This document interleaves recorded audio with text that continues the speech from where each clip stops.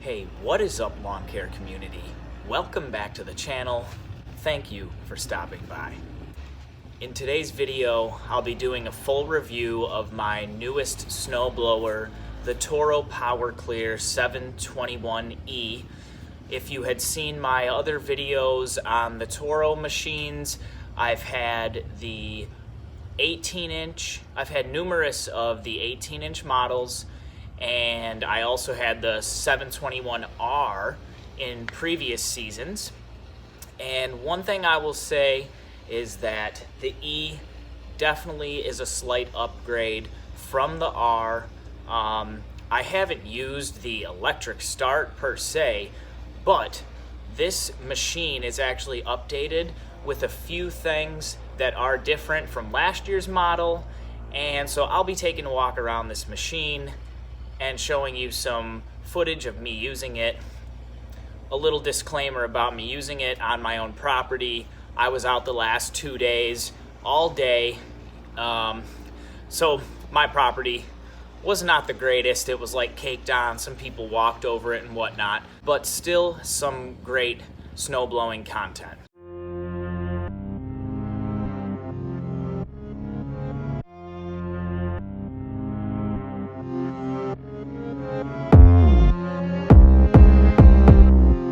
Ooh, he nasty.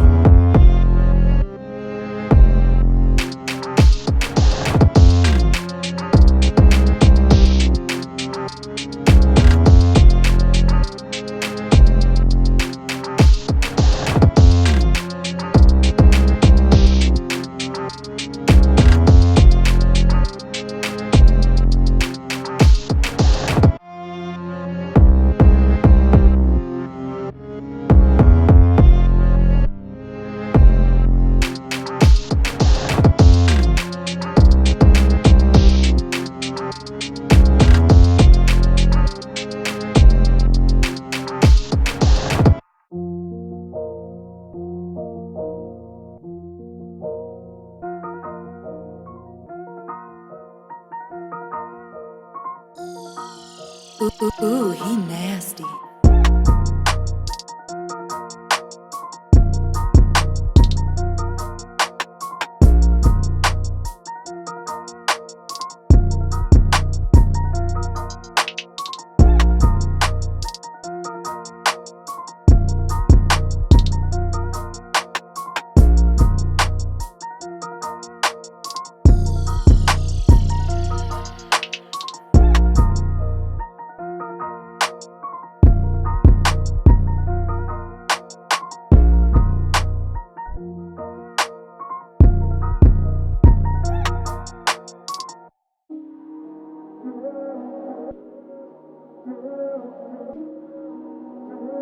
Ooh, he nasty.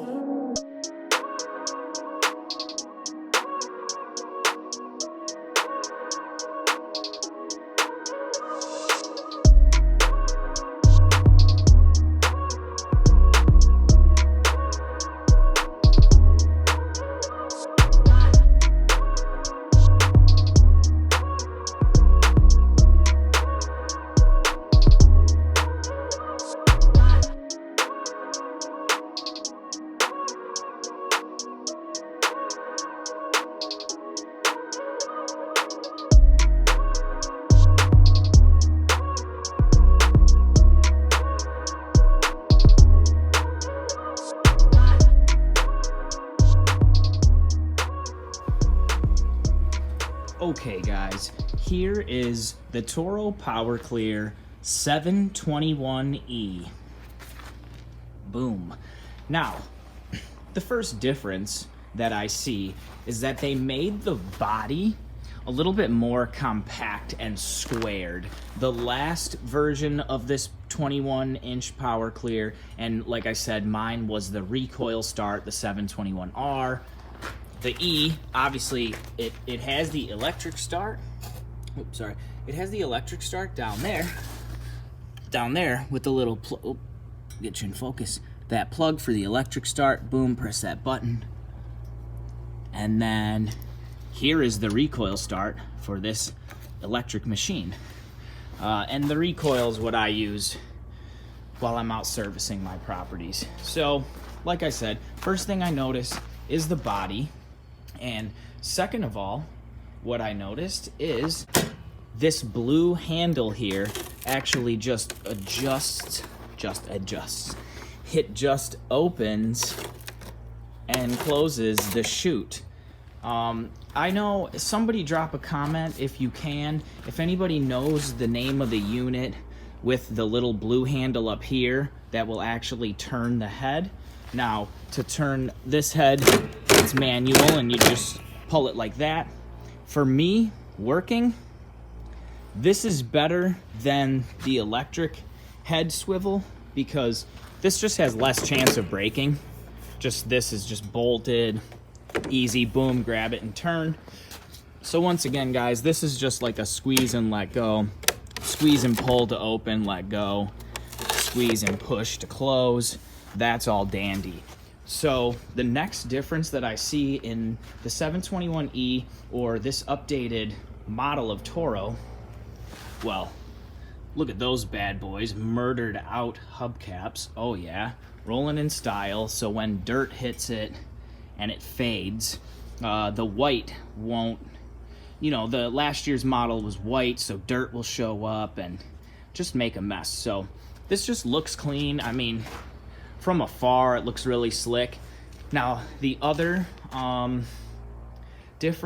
main difference that I noticed for sure, guys, is if you actually look at this handlebar is curved. I think they engineered this for better thumb placement, so you're gripping here and pushing with both hands. Obviously, I'm holding the camera, so I can't put both hands on.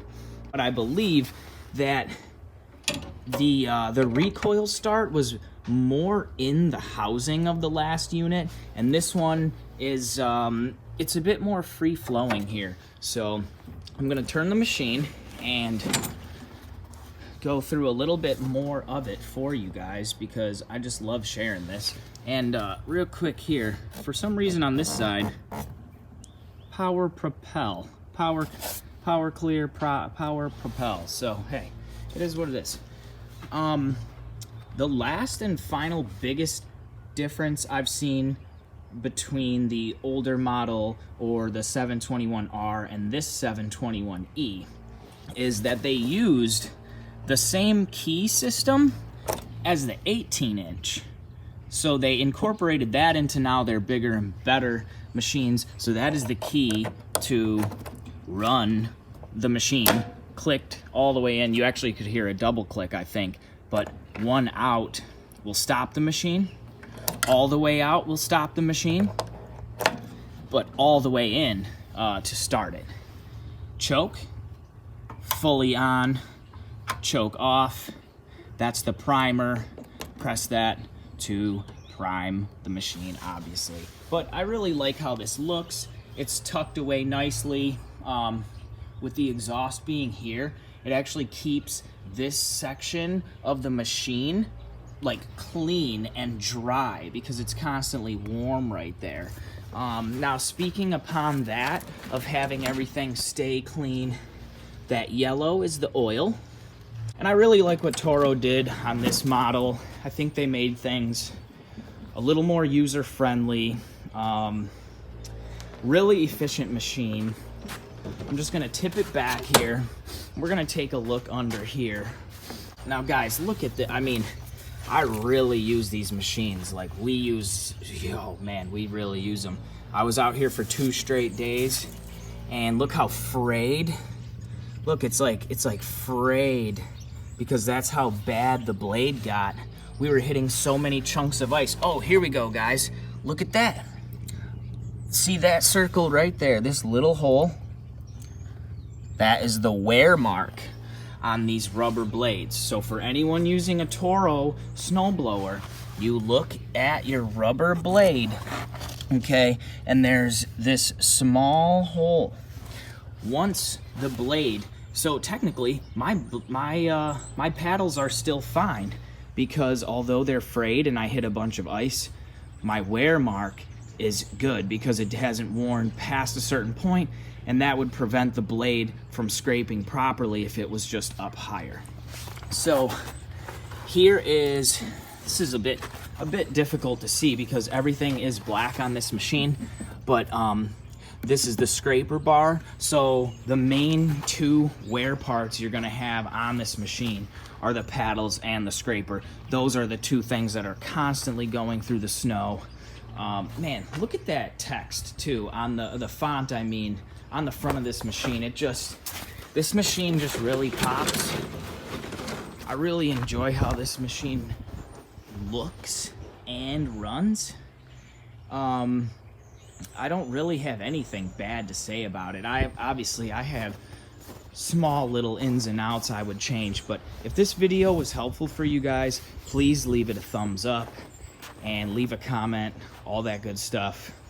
I know that there is a big attraction for the snow blowing videos, and my snow vlogs are doing well, so please subscribe to the channel. Thanks for stopping by. Have a good one. Peace.